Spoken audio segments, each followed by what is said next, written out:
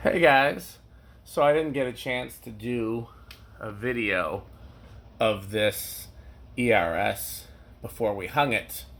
I assembled this one from parts. I had the motor with the broken switch, and then I realized that I could remove the switch because it was going to be used on a smart switch. And then while I had it open to do that, I installed the smart switch in the housing, technically in the lower canopy, and so I never really had a chance to throw it on a test rig.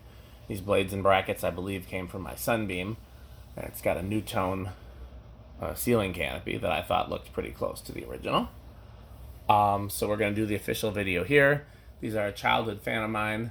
There was a restaurant chain called Hardee's. They're still around in some areas, and here in Madison and surrounding areas, they typically had fans, but usually just one fan per restaurant, and I never saw them with the same fan. One of them had my childhood wood-bladed envirofan with a brass with a 4-light kit on it, and I've always tried to duplicate that fan because I thought that was so cool. I haven't found the right combination of motor blades and light kit to do it. Another one had a fan that I to this day can't identify. It was brown and brass with variable speed. The motor housing kind of looked similar to those plastic Lascos that aren't ornate. The ones that have like the brass faceplate usually had cane blades, but this wasn't a top mount, and it was variable speed. But then there was one on the outskirts of town in a suburb that had a fan. We never went inside this one. Occasionally we would go to the A&W root beer across the street, which had my childhood install of brass 42-inch originals with the horseshoe bracket. They also had vaulted ceiling canopies. They were in the atrium, I think on swag kits. Very cool install. That's why I love those. And we would go to a beach that was down the street. So we would drive past or sometimes walk past the Hardee's, and I would see the fan. And when the Hardee's was open, it would be on like a low speed. And then later that Hardee's was abandoned for several years, and I did try unsuccessfully to get the fan, and I would peer through the windows and see it, and I never knew what it was. It reminded me, for some reason, the profile of it, I thought it was like a CEC, like I thought it was one of those G-Event CECs they sold at Kmart, and it was installed in a drop ceiling with no upper canopy, so I assumed that they just took the upper canopy and set it on top of the motor. And that's what it was looking at that looked like a lower canopy. I also thought it was really weird that it didn't have a switch housing. I thought, okay, well, I guess maybe some vandals destroyed the switch housing or something like that. I didn't know what was going on. I don't remember it having a glass sideband, but it must have. I think peering through the windows, I kind of tried to figure out what was up with the sideband, and I didn't realize it was glass. I don't think I ever saw the lights on in the sideband. So, always wondered what that fan was. And then years later, I bought an ERS on eBay that didn't have pictures. And I bought it just on a chance. Like, let's see what this is. And that became the one in the museum with 4 lights. And I don't even think right away I put 2 and 2 together and figured out that that's what it was. It wasn't until I saw one with no light. And I was like, wait a second. So these never had, like, they weren't supposed to have a switch housing. Hold up a second, that fan they've got a lower canopy? That fan that I saw as a kid had no switch housing and a lower canopy. That's what that was. So, it didn't put it together right away. It was antique brass. It was this fan. I don't know what color the glass was on the side, because again, I didn't even know it was glass. It just looked like sometimes you see a brass sideband and it's got lines in it. That's what it looked like through the windows. But it was definitely an antique brass fan, and it definitely wasn't one of the really weird versions. So, yeah, this is a real important childhood fan of mine. This is my first time having one installed anywhere besides the museum, so I'm excited to see it. Nia likes this in the kitchen. I think this has been a big hit in the kitchen. New Tone's still trying to feel out what we're going to do. Not wild about either light kit option, so I'm going to keep experimenting with light kits, but I think this is going to stay for a while, and I think the New Tone's going to stay because they're kind of a package deal. I don't know what else I'd put where the New Tone is. because the only other option I had was putting the ERS where the new tone is and putting a downlight on it. But I really like this here. I think it looks really great here. So let's check it out. Alexa, kitchen fan level 1. Okay. And these do go to high first, which I like. Unlike the Kia chip remotes, this is the Treat Life control, by the way, that's in there. These are actually quiet enough that I could have put it on an infinitely variable control, but since I needed light dimming, it was either have 2 separate controls, which there wasn't really room for, or do this, and the 4-speed's fine. The range of speeds is plenty useful. Alexa, kitchen fan light on. Okay. I think that's set to like 5%, just for like a little night light. Pretty cool.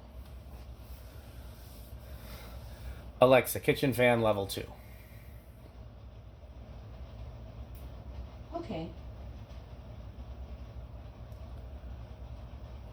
Alexa, kitchen fan light 10%. Okay.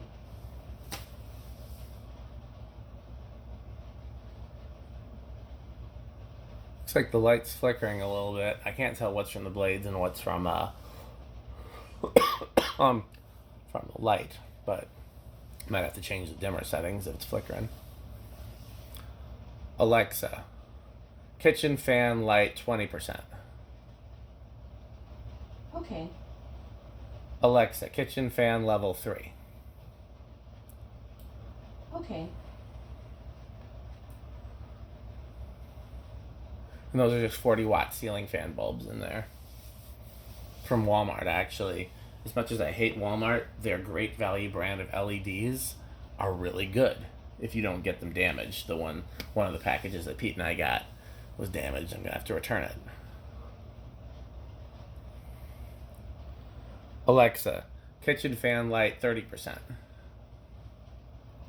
Okay. Alexa, kitchen fan level 4. Okay.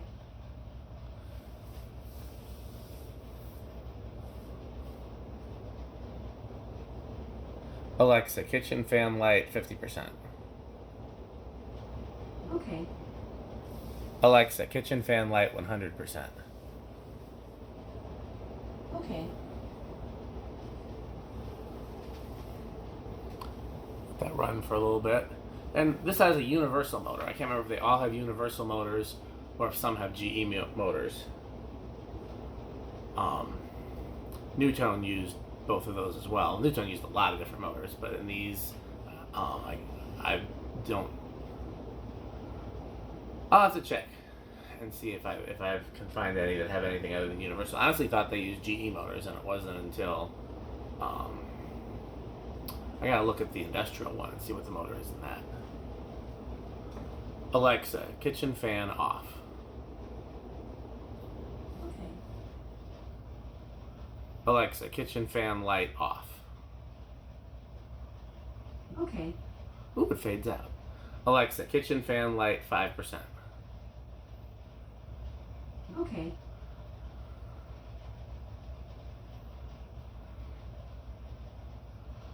So I did talk to the owner of ERS and the inventor of these before he passed. That's how I actually found out they made an industrial version. That's how I knew to start looking for it. And then when people started finding them, that's how I knew what they were. And he no longer had anything to do with, the fans or the company or anything like that. He didn't even have any literature or paperwork or anything like that. But he thought it was very cool that people would be interested in him. That was when I was still working for the museum, so I invited him to come visit. Of course, that never happened. And he passed away, I think, right before the pandemic. He was 91, I think. If you want to look him up, his name was Clarence Stutzman.